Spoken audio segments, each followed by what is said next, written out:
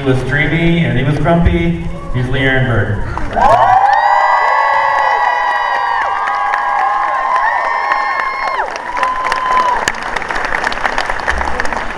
And as I said before, Dragon Con hardly does, he needs to introduce writer for Buffy the Vampire Slayer, Battlestar Galactica, Dollhouse, it goes on and on and on. She's got a web series, Husbands. She's doing everything. She's also, of course, working on Once Upon a Time, Jane Espenson.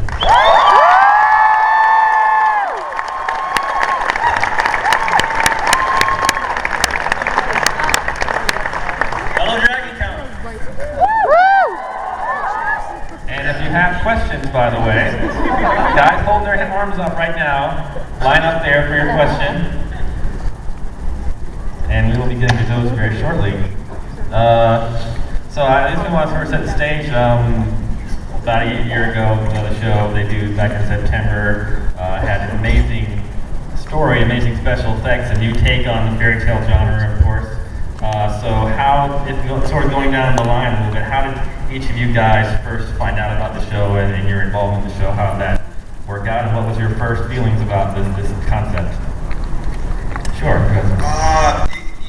You know, for me, I have to admit, it was just another audition. My agent said, I have an audition for this pilot for you, and I thought, oh great, and okay, it's a fantasy thing, and it's Geppetto and another guy, but then I went home and he sent the script, and I read the script, and I said, whoa, it's really, really sort of wonderful, which is dangerous if you're an actor, in a kind of way, because you don't want it too much. You don't want to be a part of it to get in the way of your audition, because you think, okay, this is something I want to do. And that happened with this script, I have to admit. And it was a peculiar audition, because in the pilot, there really wasn't that much for Geppetto to audition with. So the casting person gave me a whole other sort of scene from a different material. And I auditioned with that.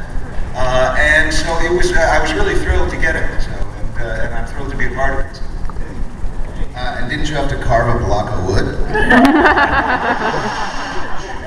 I had to carve a block of wood.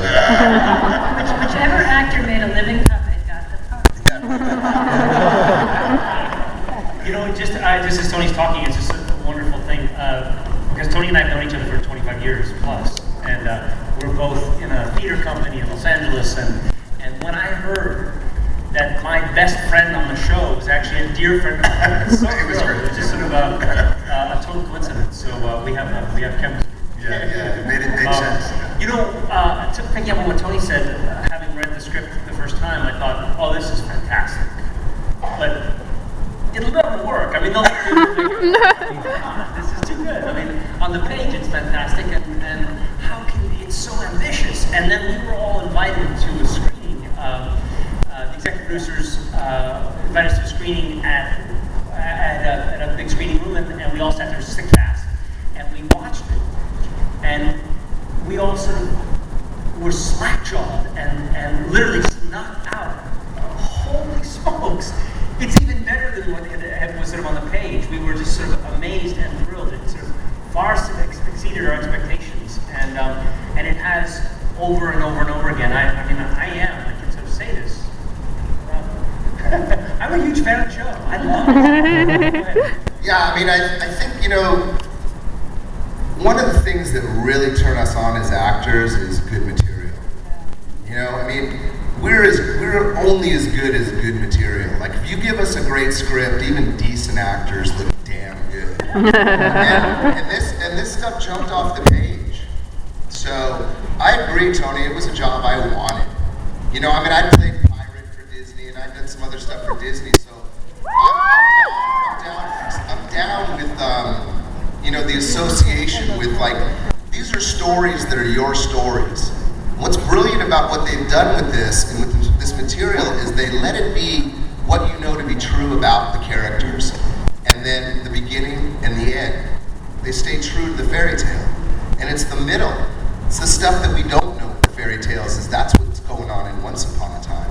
And that's what really thrilled me, and that's what I think they've done such a hell of a job on nailing it, and why we're all so thrilled and excited. And yeah, it's an honor to be a part of this show. It really is. It's a thrilling ride, and we're so glad that you guys have elevated us to a second season.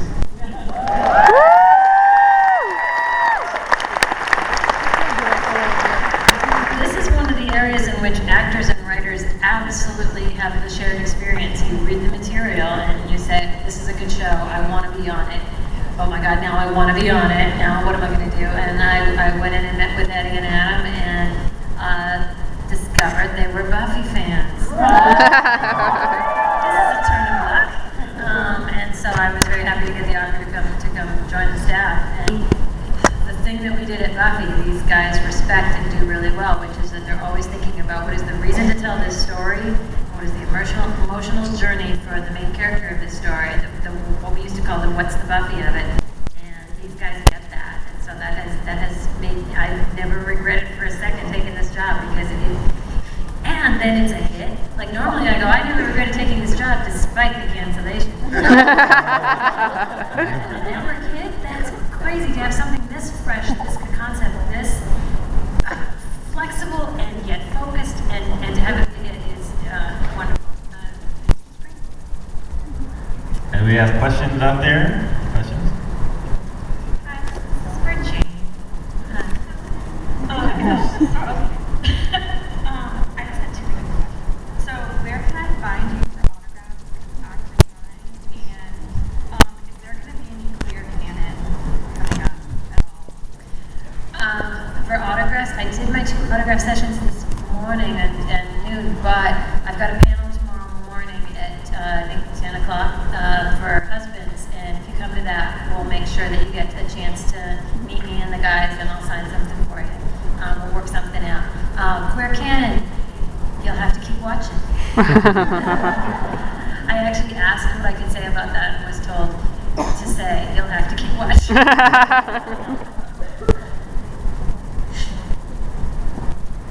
Hey, sorry guys, no flash photography. Forgot to say that. Hi, I just want to say I'm a huge fan of the show. And one thing that I love about the show is that I care about the characters in a way I never thought I would. And I was just wondering, what is your favorite part of doing the show, since it has this core to these characters that everybody knows that we never had a chance to meet with them in this way before? I mean, Julius, the thing that's so thrilling about what, again, the writing stuff that Lee just said is just in terms of the writing being smart and it never panders and it always kind of is surprising. You know, I had so many people walk up to me and say, God, I never realized that was Jiminy Cricket's backstory. and I take the compliment. And dwarves come from eggs. Right. They make this stuff up, right?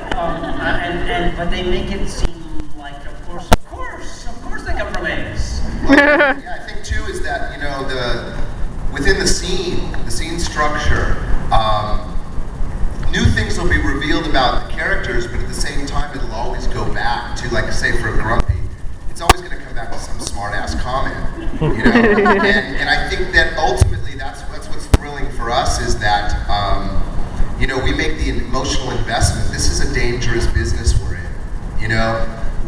As actors, what we get paid to do is make dangerous choices, not only physically, but emotionally vulnerable choices. And that's what you respond to. And that's what the material demands. And so, for us, I mean, we love to work with each other. We've been lucky that we all get along and that we all hang out off screen and it shows up on screen. Because we do care about each other. So when you see me love on Ginny Goodwin, that has a lot to do with Lee loving on Ginny Goodwin.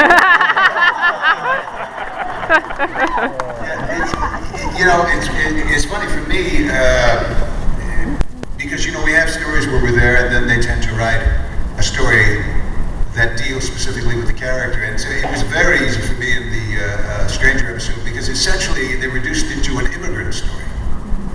You know, and what would you bend the truth for? What would you bend your loyalty to? And you would bend it for your children. You'd do anything for your children. And there was a real hunger, and it touched me personally in a kind of way for that, the notion of sending a person away. Now, you know, it's funny, I was talking backstage, now, no matter where you're from in the world, you know, it's pretty much easy to get there. You know, it's really not a problem. And if it's not that, you know, Noble.com, you're talking about 3 cents a minute to talk on the phone.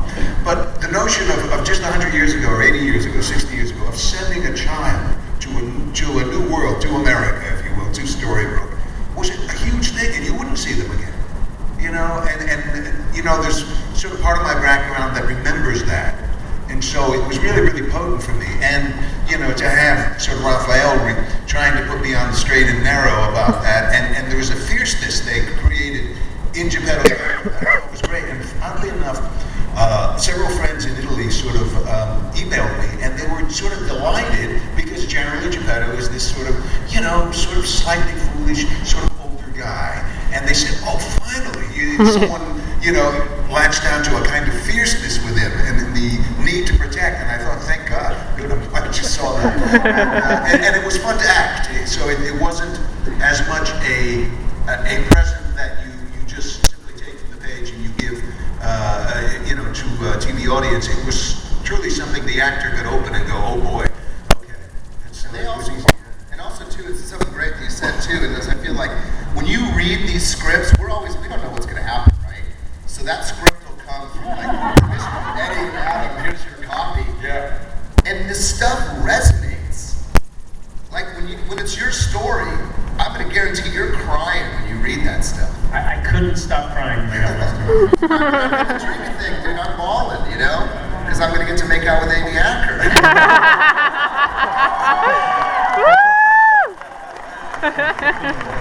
I have two favorite things that I love about what we do, and I'm sure if I sat here longer, I'd find 10 more. One of them is that we find emotional, motivated explanations for why fairy tale characters do the things they do, which are always sort of undermotivated. Why would a person go after power when they could have love? Oh, because they have fear. It's like, that's a really deep sort of psychological truth. You apply it to Rumpelstiltskin. Rumpelstiltskin has always been this sort of very unmotivated character who's all about, like, if you know my name, you can control me, and then says his name out loud. Let's figure out, let's take Rumpelstiltskin seriously. What would drive the person to be this sort of trickster? Like, figure out a way to make it make sense.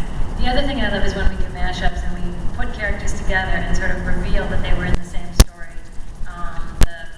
It's Beauty and the Beast, but Rumpel was the Beast, or I bet you didn't know that Prince, Snow White's prince and Cinderella's prince knew each other. Like, all that stuff, I love that when you sort of go, the world had people whose lives crossed the way they do in the real world. Fantastic. Yeah, I mean, it really is as if these characters inhabit the same world. Yeah. So that, you know, when we're in the fairy tale world, yeah, I mean, Grumpy works with Charming. There's backstory. When we pick up kind of mid-story, it's very late point of attack. It's a classical theater technique where you start after the actions kind of happen, and then they'll telegraph it back. And what's masterful, I think, is the way that they manipulate all of us, the actors, the writers on the staff, and certainly the audience into feeling these emotions. And it's that stuff, I think, that resonates with you guys and what turns you on and why it's become a must-see kind of television. What a lot of people have said, too, is that they were very concerned going into this when they said, you know, this is Disney, and it's fairy tales, and it's ABC. Some people said to me, oh, God.